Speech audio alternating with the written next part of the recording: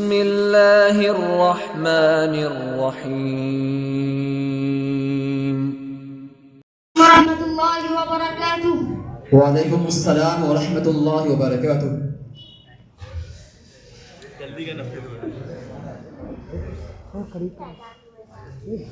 Professor صاحب ادھر کیسے آنا ہوا؟ دراصل میں بازار جا رہا تھا، سوچا کہ اسکول ساتھی سے ملتے چلوں. یہ سارے آپ کے ساتھ عجیب و غریب انسان کون ہیں؟ آپ کا دماغ خراب ہے کیا؟ آپ عجیب و غریب کہہ رہے ہیں؟ یہ میرے کلاس کے اسکول فیلو ہیں. آج میرا برتھ ڈے ہے، گفٹ لے کر آئے ہیں. آپ ملا لوگ اس پر کوئی نئے فتویٰ تو مت لگا دینا. آپ نے ویسے ہی کچھ دن پہلے پردے پر تقریر کر لوگوں کا ذہن خراب کر دیا ہے. میں تو لوگوں کو وہی بات بتاتا ہوں جس میں دنیا اور آخرت کی. پرانا مانے تو میں ایک بات کہوں. جی ضرور کہیے. مفتی صاحب آپ سے پیش کی معذرت. مولویوں کا دماغ ایسا فرسودہ اور قدیم سوچ کا بنا دیا جاتا ہے کہ آپ لاکھ دلیلیں پیش کر دیں، کسی اچھی بات کو لینے کے لیے آمادہ ہی نہیں ہوتے. پتہ نہیں ان کو کس گھاٹ کا پانی پلایا جاتا ہے اور کس گنگا کا اسنان کرایا جاتا ہے.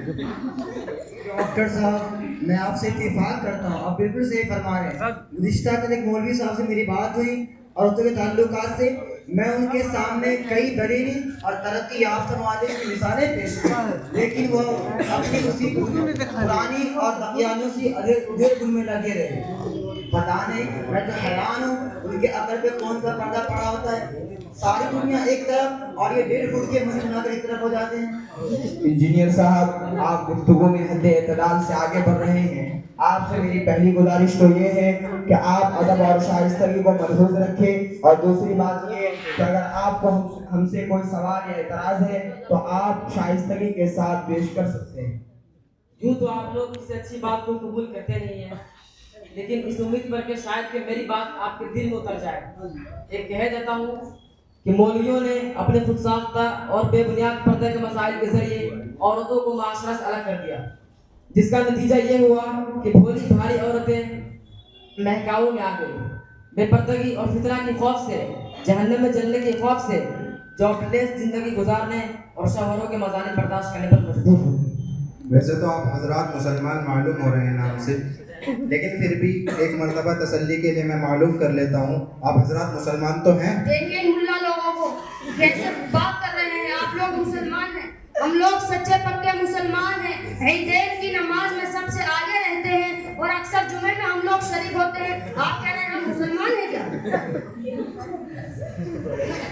جی پروفیسر صاحب تو بالکل ٹھیک کہہ رہے ہیں. ہمارے انجینئر صاحب تو اسلامیات میں ماہر ہیں.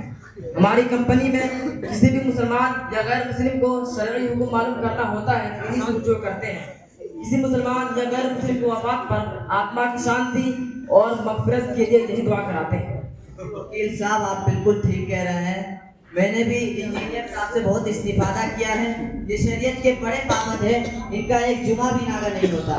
پہلا کلمہ بھی میں نے انہی سے سیکھا ہے. اگر آپ کو یقین نہیں ہوتا تو تسلی کے لیے سنا ہی دیتا ہوں. لا الہ الا اللہ وحدہ لا شریک لہ عبدہ محمد رسول اللہ. چونکہ آپ حضرات مسلمان ہیں اسی لیے میں قرآن و حدیث سے اس کا ثبوت آپ حضرات کے سامنے پیش کر دیتا ہوں. قرآن کریم میں اللہ سبحانہ وتعالی نے سورہ احزاب آیت نمبر 59 پارہ نمبر 22 میں اللہ سبحانہ وتعالی ارشاد فرماتے ہیں یا ایھا النبی قل لازواجک و بناتک و نساء المؤمنین یدنین علیہن من جلابیبہن. اے نبی اپنی بیویوں، اپنی بیٹیوں اور مسلمان عورتوں سے کہہ دیجئے کہ اپنے چہرے کے اوپر تھوڑے سے پردے کر لیا کریں اور اپنے آپ کو بڑے کپڑے میں چھپا لیا کریں. نیز اللہ تبارک و تعالی نے قرآن کریم کے اندر ایک دوسری جگہ ارشاد فرمایا، سورہ نور پارہ نمبر 18 آیت نمبر 31 کے اندر ارشاد فرمایا وَقُلْ لِلْمُؤْمِنَاتِ يَغْضُضْنَ مِنْ أَبْصَارِهِنَّ وَيَحْفَظْنَ فُرُوجَهُنَّ وَلَا يُبْدِينَ زِينَتَهُنَّ إِلَّا مَا ظَهَرَ مِنْهَا وَلْيَضْرِبْنَ بِخُمُرِهِنَّ عَلَى جُيُوبِهِنَّ. کہ مسلمان عورتوں سے کہہ دیجئے کہ وہ اپنی نظروں کو جھکا کر چلیں اور اپنی شرمگاہوں کی حفاظت کریں سوائے ان حصوں کے جن کا کھولنا ضروری ہے، مگر اس میں بھی احتیاط رہے کہ جن اعضاء کا کھولنا غیر محرم کے سامنے جائز نہیں ہے ان کا کھولنا غیر محرم کے سامنے بدرجہ اول حرام ہے، سوائے چہرے اور سوائے ہاتھ اور پیروں کے، کیونکہ ان کا کھولنا ضروری ہے. اگر اس میں بھی فتنے کا اندیشہ ہو تو اس کا ڈھکنا بھی فرض ہوگا.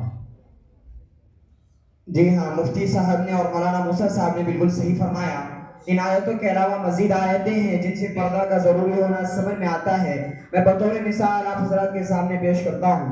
سنن ابو داؤد کتاب الحج میں ہے ان عائشہ قالت كان الركبان يمرون بنا ونحن مع رسول الله صلى الله عليه وسلم محرمات فإذا حاذوا بنا سدلت إحدانا جلبابها من رأسها إلى وجهها فإذا جاوزونا كشفناه. حضرت عائشہ رضی اللہ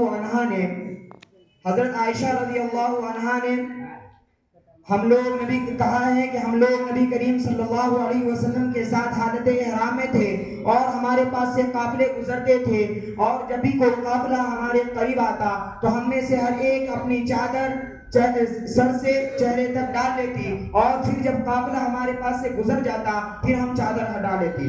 اور بخاری شریف کے ایک روایت میں حضرت عائشہ رضی اللہ عنہا قصہ افک ان الفاظ میں بیان کرتی ہیں فبین انا جالسۃ فی منزلی غلبتنی عینی فرنت وکان صفوان بن المعطل السلمی ثم الذکوانی من وراء الجیش فاصبح عند منزلی فرا سواد انسان نائم فعرفنی حین رآنی وکان رآنی قبل الحجاب فاستيقظت باسترجائي حين عرفني فخمرت وجهي بجلبابي.